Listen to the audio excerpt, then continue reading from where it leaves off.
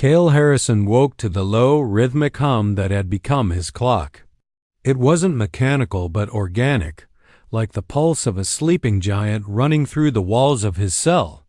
The Morax Fury was alive, or at least it felt that way. They bulkheads curved unnaturally, smooth and slick like polished bone, with veins of bioluminescent light pulsing in steady intervals. 3 weeks on this ship had taught him every contour of the alien architecture, every shift in the living conduits that carried information through the vessel like blood through arteries. He sat up, running a hand over his face, feeling the faint sting of stubble and the thinness of his frame. Federation rations weren't luxurious, but whatever the Vortic fed him seemed designed to keep him lean yet unbroken. "Good morning, Kale," he muttered to his reflection in the wall's polished surface, speaking to the distorted shadow of himself.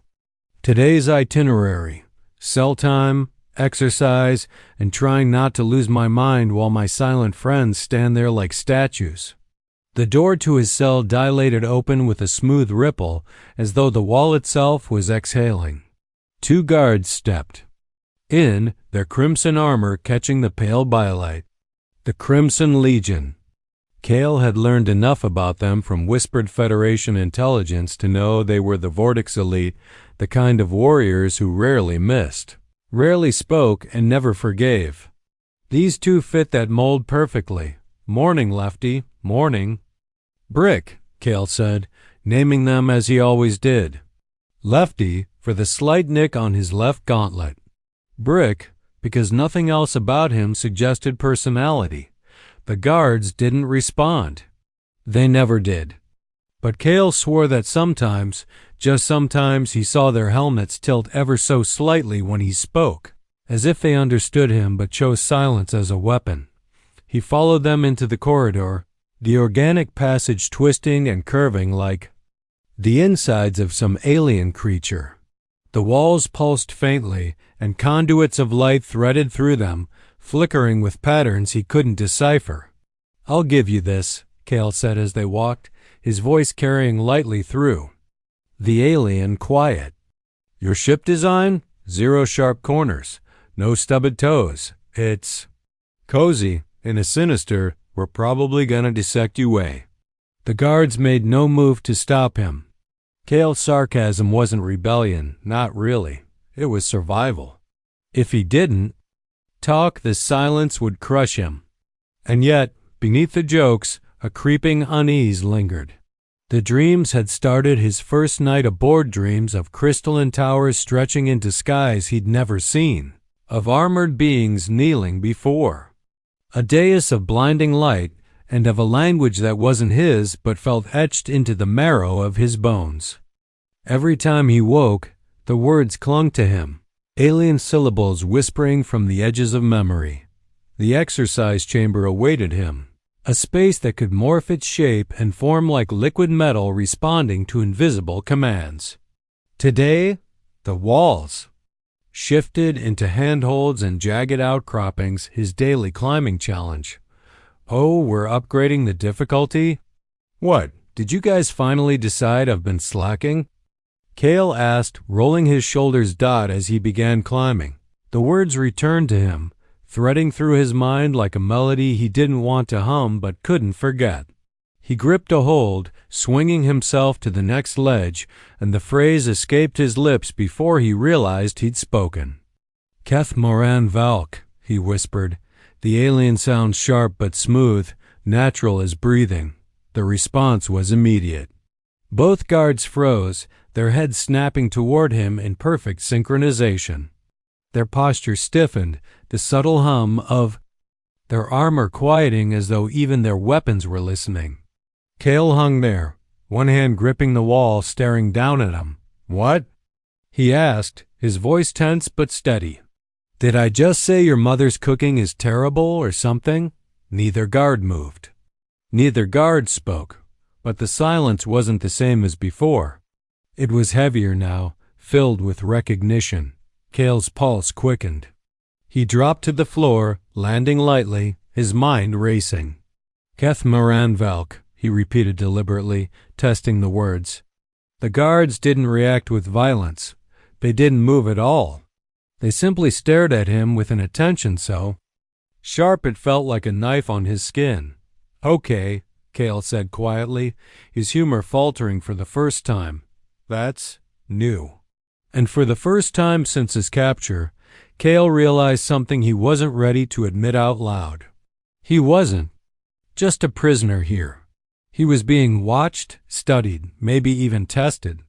And whatever those words meant, they weren't meaningless. Kale Harrison woke to the low, rhythmic hum that had become his clock. It wasn't mechanical but organic, like the pulse of a sleeping giant running through the walls of his cell. The Morax Fury was alive, or at least it felt that way. The bulkheads curved unnaturally, smooth and slick like polished bone, with veins of bioluminescent light pulsing in steady intervals. 3 weeks on this ship had taught him every contour of the alien architecture, every shift in the living conduits that carried information through the vessel like blood through arteries. He sat up, running a hand over his face, feeling the faint sting of stubble and the thinness of his frame. Federation rations weren't luxurious, but whatever the Vortic fed him seemed designed to keep him lean yet unbroken.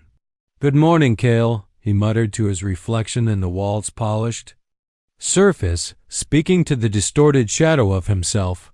"Today's itinerary: cell time, exercise, and trying not to lose my mind while my silent friends stand there like statues." The door to his cell dilated open with a smooth ripple, as though the wall itself was exhaling. 2 guards stepped in, their crimson armor catching the pale bylight. The Crimson Legion. Kale had learned enough about them from whispered Federation intelligence to know they were the Vortic's elite, the kind of warriors who rarely missed, rarely spoke, and never forgave. These 2 fit that mold perfectly. "Morning, Lefty, morning." "Brick," Kale said, naming them as he always did. Lefty for the slight nick on his left gauntlet. Brick because nothing else about him suggested personality. The guards didn't respond. They never did. But Kale swore that sometimes, just sometimes, he saw their helmets tilt ever so slightly when he spoke, as if they understood him but chose silence as a weapon. He followed them into the corridor, the organic passage twisting and curving like the insides of some alien creature. The walls pulsed faintly, and conduits of light threaded through them, flickering with patterns he couldn't decipher. "I'll give you this," Kale said as they walked, his voice carrying lightly through the alien quiet. "Your ship design? 0 sharp corners. No stubbed toes. It's cozy and a sinister, we're probably gonna dissect you way." The guards made no move to stop him. Kale's sarcasm wasn't rebellion, not really. It was survival. If he didn't talk, the silence would crush him. And yet, beneath the jokes, a creeping unease lingered. The dreams had started his first night aboard, dreams of crystalline towers stretching into skies he'd never seen, of armored beings kneeling before a dais of blinding light, and of a language that wasn't his, but felt etched into the marrow of his bones. Every time he woke, the words clung to him, alien syllables whispering from the edges of memory. The exercise chamber awaited him, a space that could morph its shape and form like liquid metal responding to invisible commands. Today, the walls shifted into handholds and jagged outcroppings, his daily climbing challenge. "Oh, we're upgrading the difficulty? What, did you guys finally decide I've been slacking?" Kale asked, rolling his shoulders as he began climbing. The words returned to him, threading through his mind like a melody he didn't want to hum but couldn't forget. He gripped a hold, swinging himself to the next ledge, and the phrase escaped his lips before he realized he'd spoken. "Keth Moran Valk," he whispered, the alien sound sharp but smooth, natural as breathing. The response was immediate. Both guards froze, their heads snapping toward him in perfect synchronization. Their posture stiffened, the subtle hum of their armor quieting as though even their weapons were listening. Kale hung there, one hand gripping the wall, staring down at them. "What?" he asked, his voice tense but steady. "Did I just say your mother's cooking is terrible, or something?" Neither guard moved. Neither guard spoke, but the silence wasn't the same as before. It was heavier now, filled with recognition. Kale's pulse quickened. He dropped to the floor, landing lightly, his mind racing. "Keth Moran Valk," he repeated deliberately, testing the words. The guards didn't react with violence. They didn't move at all. They simply stared at him with an attention so sharp it felt like a knife on his skin.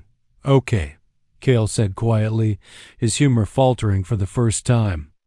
"That's new." Kale barely slept that night. He lay on the narrow platform, staring at the curved ceiling as if the living walls might whisper secrets. Every time his eyes closed, the dreams returned more vivid than before. He saw vast halls of crystal, light refracting like prisms in a storm. Armored figures knelt before a figure he couldn't quite see, and those words rolled like thunder across the scene. Keth Moran Valk. When he woke, the syllables were still on his lips, tasting like metal and lightning. The door rippled open again at dawn. Lefty and Brick stood there, motionless as ever, but Kale saw it now, the faint shift of weight, the quick, darting glance between them when their faceless visors met his gaze. Something had changed. They weren't just here to escort a prisoner anymore. They were watching him as if waiting for something to happen. "Morning, boys," Kale said, forcing a grin. "Same program? Stretch, climb, try not to humiliate myself?" His voice was light, but beneath the words, tension coiled like a spring. He needed to test them, to understand what had rattled these uncheckable guards. As they walked the corridor, the ship's hum seemed louder, its glow sharper. The organic walls felt aware of him, like they were tracking every heartbeat. He kept his tone casual. "You know, I've been thinking. You two, are you brothers? Cousins? Or just part of the same Deadly Silence fan club? A hint would be nice." Again, no response. Not even the subtle tilt he had grown used to. It was as though they were holding their breath. When they reached the exercise chamber, Kale stopped just inside the doorway. "Before we start the daily routine, let's clear something up," he said, his voice steady but low. "What does Keth Moran Valk mean?" He wasn't expecting an answer, but Lefty's helmet shifted ever so slightly toward Brick, then back to Kale. The gesture was tiny, but it screamed volumes. They knew. They recognized it. "Fine," Kale muttered, stepping into the chamber. The living walls stirred, shifting into jagged shapes. As he began climbing, the dream words churned inside him like a storm waiting to break. He felt them building on his tongue, sharper, heavier. At the next ledge, he turned, deliberately locking eyes with his silent guards. "Keth Moran Valk," he said, slow and deliberate. The reaction was instant. Both guards dropped to one knee, weapons clattering softly against the floor. The sight froze Kale's breath in his throat. For 3 weeks they had been unshakable statues, and now they knelt as if he commanded them. "What the hell?" Kale whispered. "Get up."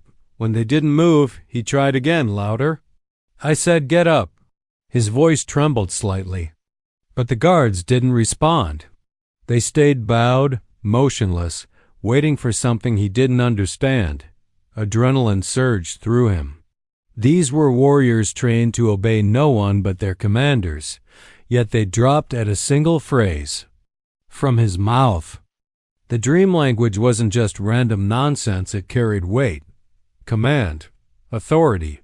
"You understand me," he said, testing the silence. Lefty's helmet tilted downward, almost like a nod. Kale's heart pounded. "Stand," he tried again, this time in a sharper tone. To his shock, both guards rose, moving with the same fluid precision as always, but slower, like they were cautious, watching him. "All right," he muttered. "Guess we're skipping the climbing warm-up." He dropped from the wall and walked to the edge of the chamber. "What are you?" he asked softly, almost to himself. "What am I?" The walls seemed to pulse brighter, as if the ship itself was listening. A shiver ran through him. He wasn't a prisoner anymore. He was something else. Something that even these alien elites recognized. The realization was as heavy as it was terrifying. When they escorted him back to his cell, the difference was undeniable. Their formation had shifted, not the aggressive stance of guards surrounding a threat, but something ceremonial, protective. It was like being walked home by an honor guard. That night, Kale didn't fight the dreams. He let them take him. He stood again in the crystal halls, but this time he wasn't just watching. He was standing on the dais, armored figures kneeling at his feet. He opened his mouth, and the words spilled out like fire and command. Keth Moran Valk, Mun Kilahai. He woke with the last syllable still trembling on his lips. Outside his cell, Lefty and Brick shifted. It wasn't random movement. It was the synchronized, disciplined acknowledgement of soldiers to their superior. Kale sat on his platform, the silence pressing against him. "You're hearing this, aren't you?" he said. The guards didn't answer, but he didn't need one. Something deep and ancient was moving beneath the surface of this captivity. And for the first time, he realized the game had changed, and for the first time since his capture, Kale realized something he wasn't ready to admit out loud. He wasn't just a prisoner here. He was being watched, studied, maybe even tested. And whatever those words meant, they weren't meaningless. Kale didn't sleep so much as fall through a tunnel of memories that weren't his. The crystal halls in his dreams were no longer hazy illusions but sharp, tangible spaces. He could feel the cold smoothness of the floor beneath his bare feet, hear the harmonic hum of the towering spires that pulsed with alien energy. Armored figures identical to the Crimson Legion knelt as he passed. Their heads bowed, their silence no longer oppressive but reverent. At the center of the vision stood a towering dais, carved of living crystal that glowed from within. "Ah." Voice not his own, but within him spoke words that felt like fire. "Keth Moran Valk, Mun Kilahai." The words weren't just sound. They were command. And every armored figure obeyed without question. When he woke, the weight of those syllables pressed against his chest like a second heartbeat. He sat up, breathing hard. "What the hell is happening to me?" he whispered. The dream wasn't just a dream. It was a memory or something close to it. The cell door rippled open. Lefty and Brick stood waiting as always, but there was a new edge to their presence. Their posture was too stiff, their attention too sharp. They weren't treating him like a prisoner anymore. They were studying him like he was a dangerous relic that had just been discovered. "Morning," Kale said, voice hoarse. "Don't suppose I could get a coffee before we start this little morning walk, huh?" He forced a smirk, but neither of them moved. They were waiting for him to speak the words again. He could feel it as they escorted him down the corridor. The walls seemed to hum louder, as though resonating with the thoughts in his head. "You know," Kale said, "if you guys are going to stare at me like that, the least you could do is tell me why I suddenly feel like the ship's pet experiment." No response. But as they neared the training chamber, a new figure was waiting. A Vortic officer, taller and leaner than the Crimson Legion, with skin tinted red like molten rock beneath pale armor that seemed to ripple with its own light, stepped forward with an air of authority. "Captain Kale Harrison," the figure said, his voice accented but fluent in human standard. The words hit Kale like a shock wave. This was the first time anyone aboard the Morax Fury had spoken to him. "I am Sub-Commander Vexai, Linguistics Officer of the Vortic Fleet."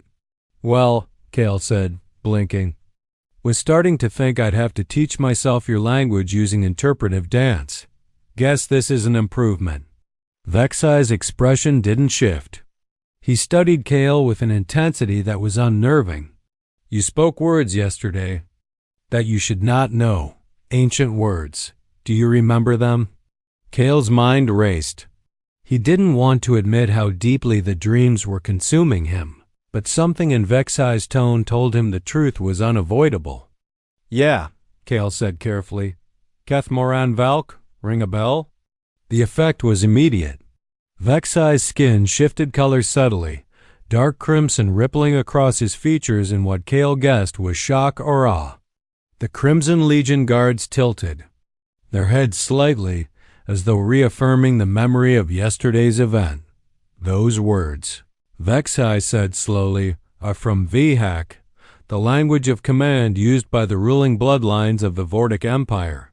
It has not been spoken by outsiders in over 3 centuries. Kale laughed once, dry and humorless. Well, I hate to disappoint you, but I'm as human as they come. Federation pilot, born and raised on Europa Station. No alien royal blood here. Your words tell a different story, Vexai replied. He stepped closer, eyes narrowing. Our records show that your pronunciation was perfect. Not even native Vortic officers speak with such resonance. That is not something learned. It is inherited. Inherited, Kale repeated, the word tasting strange in his mouth. You're saying, what? That I'm part Vortic? Vexai didn't answer immediately. Instead, he gestured to the walls of the chamber, and suddenly the living crystal.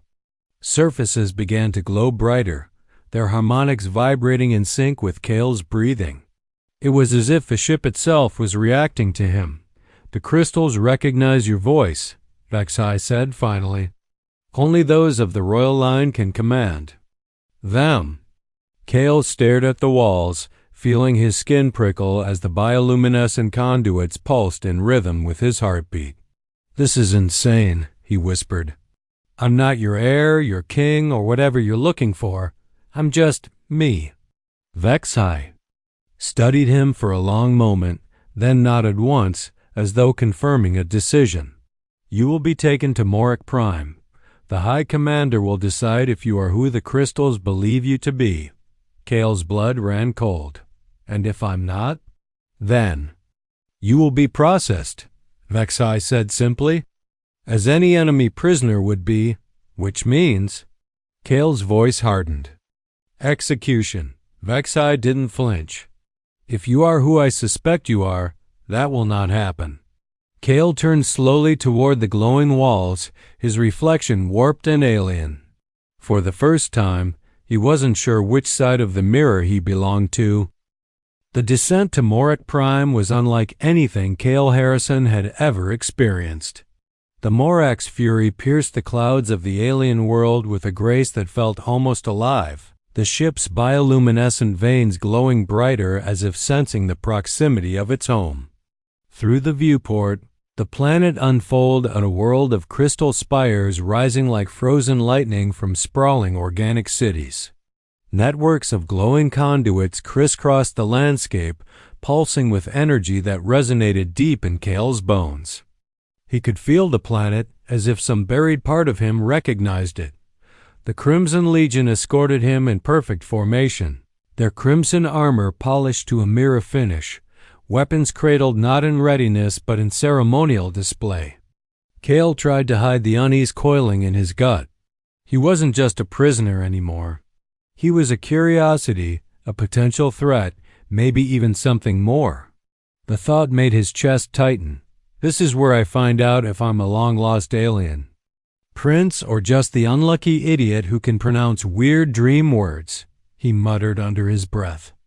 Lefty, leading the formation, tilted his helmet slightly, an almost imperceptible acknowledgement that did nothing to calm Kale's nerves.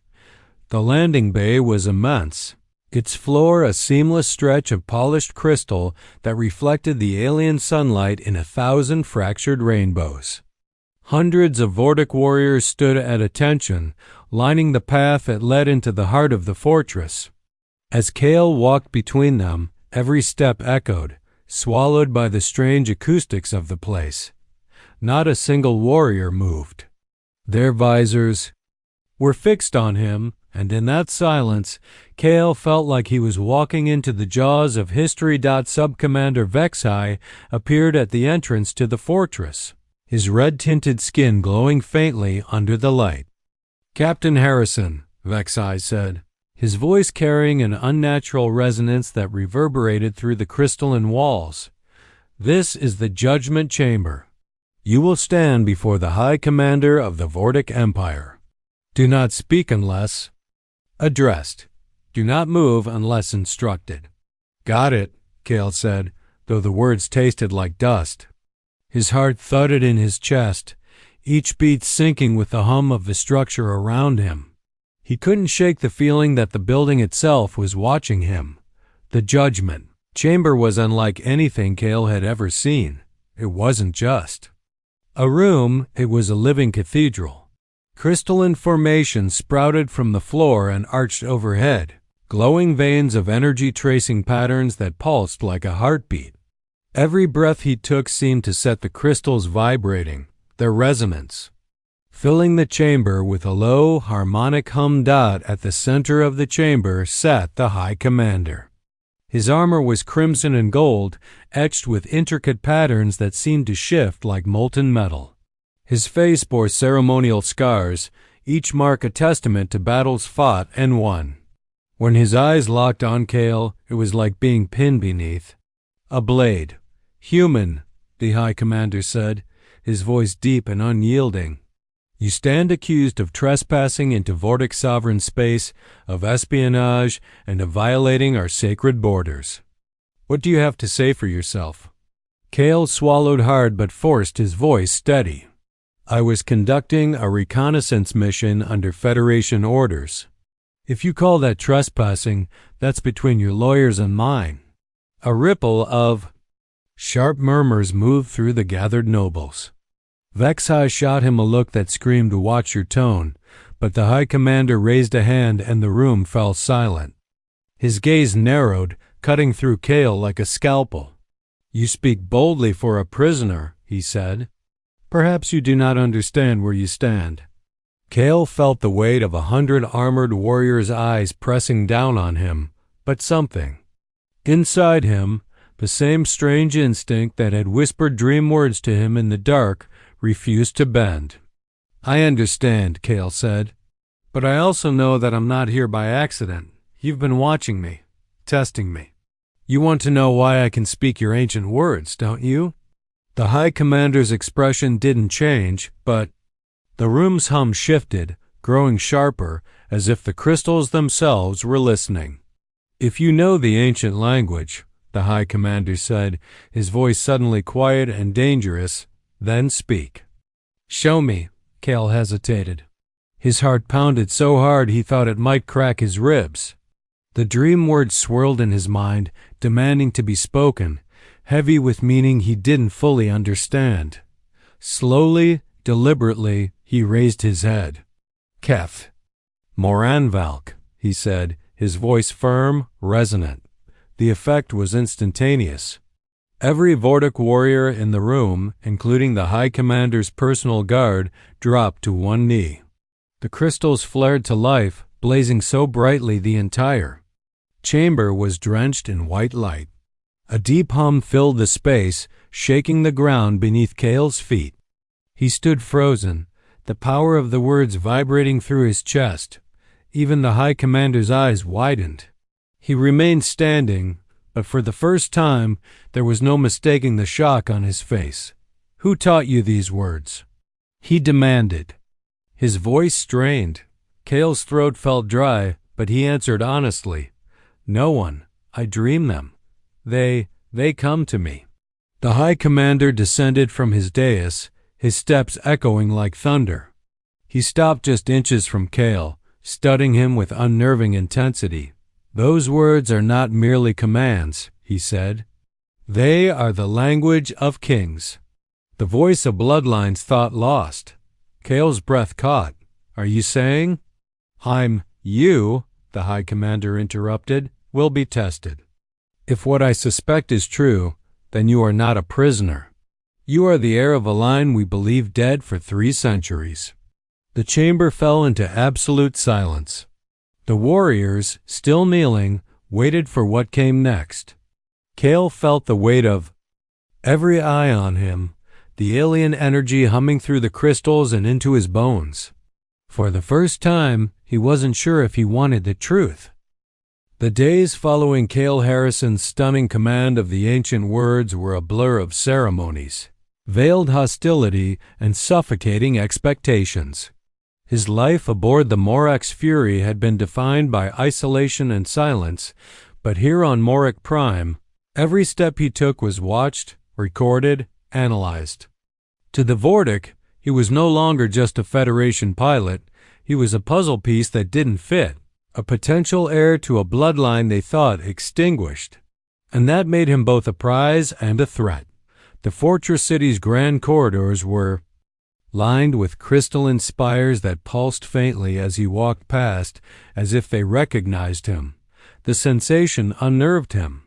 It felt like the planet itself was breathing in time with his footsteps. Guards stood at every corner, members of the Crimson Legion, but no longer watching him with the cold detachment of jailers. Now they looked at him as though he might issue a command at any moment, and that terrified him even more. Vexai had become his shadow, escorting him everywhere with an inscrutable mix of deference and caution.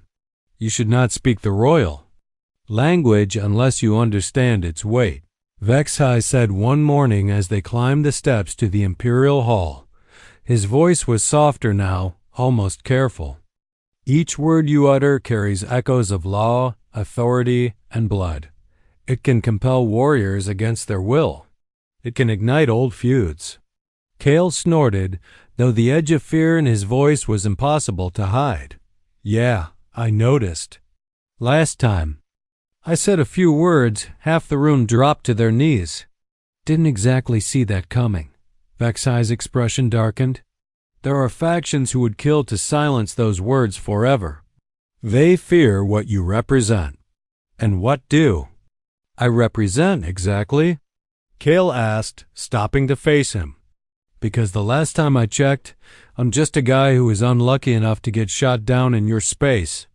You represent the return of a line of rulers who vanished into the void, Vexai said.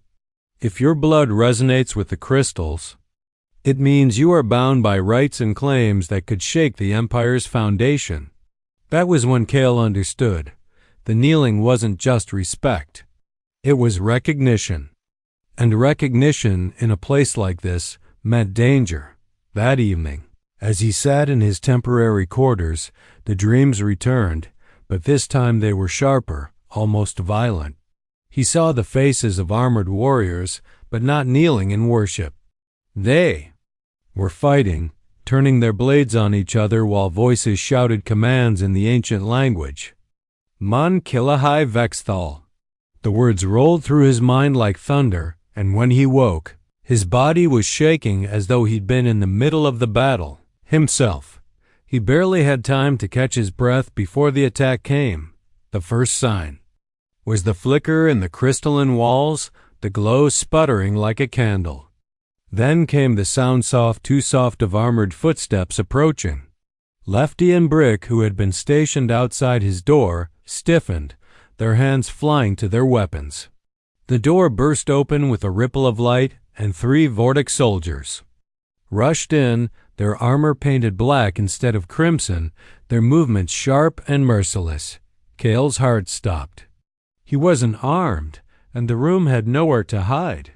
One of the black-armored soldiers aimed a weapon directly at his chest, its barrel glowing with a lethal charge. On your knees. The soldier barked in accented Federation standard. Kale froze, his mind screaming. His body wanted to obey, but something deeper, something ancient, rose up inside him like a tide. The words came unbidden from that same hidden place where his dreams lived. Keth Moran Val Kilahai. The effect was immediate and terrifying. All 3 black-armored soldiers jerked to a halt, their weapons lowering against their will. Lefty and Brick dropped to one knee, their heads bowed in absolute submission. The room filled with a vibrating hum, the crystals flaring like a storm of light. Kale stood there, chest heaving. He hadn't just spoken. He had commanded. "Drop your weapons," he said, his voice trembling but firm. And to his horror and awe, they obeyed, every single one of them. Vexai arrived seconds later, his expression more alarmed than Kale had ever seen. "You cannot keep using those words without control," he hissed, dismissing the black-armored attackers with a single gesture. "Do you know what you just invoked?" "I know I just stopped from being killed," Kale shot back. "You invoked a royal decree of dominance," Vexai said, his voice lowering to a growl. "You did not just command them, you stripped them of their will." The last time those words were spoken, the Empire tore itself apart in a succession war. The realization hit Kale like a punch. These weren't just ceremonial phrases. They were weapons. Over the next days, the atmosphere around him shifted from awe to tension. Whispers followed him in the corridors. Nobles stared with thinly veiled hatred or trembling reverence. He was summoned to the High Commander's council chamber, where the question of his identity and rights to power became the center of heated debate. Kale knew then that he wasn't just fighting for survival anymore. He was standing at the center of a storm that could decide the future of both the Federation and the Vortic Empire. And if he didn't learn to control this ancient power, it wouldn't just destroy him, it would consume everything around him. The council chamber was ablaze with light and tension as Kale Harrison stood at its center, the focus of 100 alien eyes. Crystalline formations stretched like frozen lightning across the vaulted ceiling, pulsing with energy that seemed to beat in rhythm with his heart. The High Commander stood on his dais, regal and unflinching, but even he could not conceal the weight of what this day meant. The fate of the Vortic Empire and the fragile truce with the Federation hung on the words of a man who, only weeks ago, had been nothing more than a reconnaissance pilot. The nobles lined the chamber in perfect tiers, their armor gleaming under the bioluminescent glow. Whispers rippled like currents through the assembly. Every phrase in the ancient Vihak language, every murmur of fear or hope directed at Kale. He could feel their judgment pressing in on him like a vice. Some wanted him crowned as heir to the lost line, a symbol of divine return. Others wanted him dead before his power unraveled the Empire's centuries-old hierarchy. Vexai stood at his side, his posture taut. "Today will define everything," he whispered.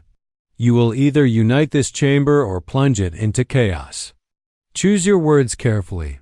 Kale exhaled slowly, letting the breath steady his nerves. "No pressure, right?" he muttered, forcing a grin that barely masked the weight on his chest. But deep inside, he knew there was no turning back. He had been dragged into this by fate, blood, and something older than both. The High Commander raised a hand and the room fell silent. "Lord Harrison of the Lost Line," he began, his voice resonating through the crystalline walls. "You have demonstrated command of words that none outside the royal bloodline should know. You have bent the will of our warriors and awakened the living crystals themselves. The Council demands to know your intent. Will you claim the mantle of heir and guide our empire? Or will you reject it and face the consequences of a power unclaimed?" Kale looked around the chamber. Every eye, every breath, every whisper waited. For him, he thought of the Federation, of the lives he'd left behind, of the countless soldiers who had fought and died just to survive the border tensions between their peoples. He thought of the black-armored assassins, of the kneeling guards, of the dreams that had shown him a history carved in both triumph and blood. And then, in that blinding silence, he realized something vital. "Before I answer," Kale said, his voice clear and cutting through the air, "you need to understand something. I didn't ask for this power. I didn't ask to be born with blood that makes me a pawn in your politics. But I'm not your pawn. I'm not a symbol for war. If I claim anything, it won't be a throne, it'll be a bridge." The chamber erupted in noise shouts, arguments, disbelief. Some nobles rose in outrage, others murmured approval. The High Commander raised a hand again, his glare silencing the uproar. "Speak, heir," he commanded. Kale felt the words stir within him. They rose from his bones like fire, each syllable burning with resonance and truth. "Keth Marin Valk Mun Kilahai Vexthernal," he said, his voice booming across the chamber, amplified by the crystals. The words translated themselves into meaning, "I claim the voice of kings not to rule, but to unite." The reaction was immediate. The crystals flared so bright that several nobles shielded their eyes. The Crimson Legion, stationed along the walls, dropped to their knees, their armor humming with the vibration of the command. Even the High Commander's breath caught as the harmonic resonance swept through the room, filling every corner with a force that was both ancient and alive. And then, as the light dimmed, a voice spoke not from any living throat, but from the crystals themselves. It was deep, ancient, echoing through the walls like the memory of 1,000 rulers past. "The bloodline speaks with truth," the voice said. "The heir has chosen not conquest, but covenant. The path forward will be forged in unity or not at all." A stunned silence followed. The council, once divided, now stared at Kale with a new expression, not just fear or reverence, but recognition. He wasn't claiming a crown. He was redefining what it meant. The High Commander broke the silence, his voice low but powerful. "Then so be it. The heir has spoken. The Empire will not kneel to a throne of blood, but will stand with the Federation as allies. Any who oppose this will answer to me." Several nobles exchanged glances, their opposition melting into reluctant acceptance. Kale felt the tension ease in his chest, though he knew this was far from the end. The path ahead would be harder than any battle he had fought, but at least now he had chosen it. In the weeks that followed, the first joint council between the Federation and the Vortic Empire was established. Kale's presence was the key. He could command respect from both sides, a living symbol of cooperation forged from two worlds that had once stood on the brink of war. Federation engineers studied Vortic crystal tech, while Vortic biologists marveled at human adaptability and manufacturing prowess. Projects began shared exploration vessels, new treaties, and plans to chart the unclaimed sectors of space together. Yet Kale knew this peace was fragile. In the quiet moments, the dreams returned. But now, they weren't of endless war and ceremony, they were glimpses of what could come next. A warning, a shadow, a voice whispering that there were forces older and darker than the Vortic bloodlines. Watching from the void beyond known space. One evening, standing at the crystalline balcony of the new joint embassy, Vexhai approached him. "You've done what no one thought possible," Vexhai said. "But you feel it too, don't you? The crystals still hum with unease?" Kale looked at the alien horizon, the glowing spires of Morax Prime stretching into the night. "Yeah," he admitted. "It feels like this isn't the end, more like the beginning." He turned, the weight of responsibility heavy on his shoulders, but for the first time, it didn't feel impossible. It felt like purpose. He wasn't just Kale Harrison, Federation pilot. He was the voice of two civilizations, the bridge, the heir who refused to kneel. "Then let's get to work," he said, his voice firm, his eyes fixed on the future where war and unity teetered on a blade's edge. And somewhere deep within the crystal core of the embassy, the ancient voice murmured, in agreement, its resonance carrying a promise and a warning. The council chamber was a storm of tension and whispered power plays when Kale Harrison stepped through its crystal-arched doors. Days had passed since the assassination attempt, but the echoes of that night still clung to him. He could feel The eyes of every noble and officer tracking him as he crossed the chamber, the crystalline floor glowing faintly beneath his boots as if acknowledging his presence. The Vortic didn't look at him as a prisoner anymore. They looked at him as a wildcard, one that could shift the balance of empires with a single word. The High Commander sat on his throne of living crystal, the veins of energy within it pulsing, like the heartbeat of a beast. His gaze was unflinching, the scarred lines on his face etched deep with the weight of centuries of war and tradition. Beside him, Vexai stood with arms crossed, his expression somewhere between guarded respect and simmering apprehension. Kale could sense it in the air. This was no longer just about him. This was about what he represented. "You stand before the Council of the Vortic Empire," the High Commander intoned, his voice reverberating through the crystalline structures like rolling thunder. "Your words have compelled warriors, your presence has awakened the crystals, and your blood sings with resonance long thought lost. You are no longer a question of curiosity, Captain Harrison. You are a question of destiny." Kale swallowed hard, forcing himself to hold the High Commander's gaze. "With all due respect, I didn't ask for any of this. I'm not here to claim some throne I didn't even know existed.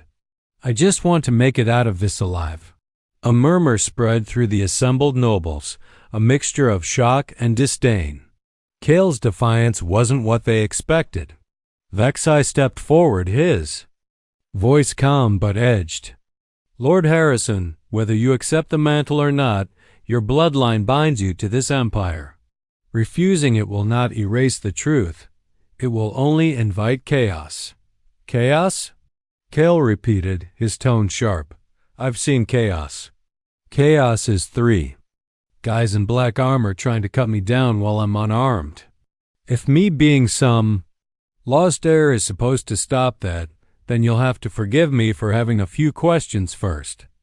The High Commander rose from his throne. The motion was slow, deliberate, and heavy with authority. "Your questions are irrelevant.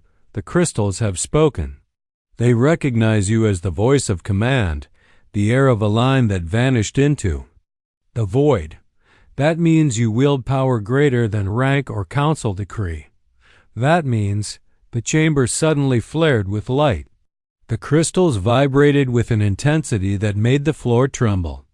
Kale felt it surge through him like a shockwave.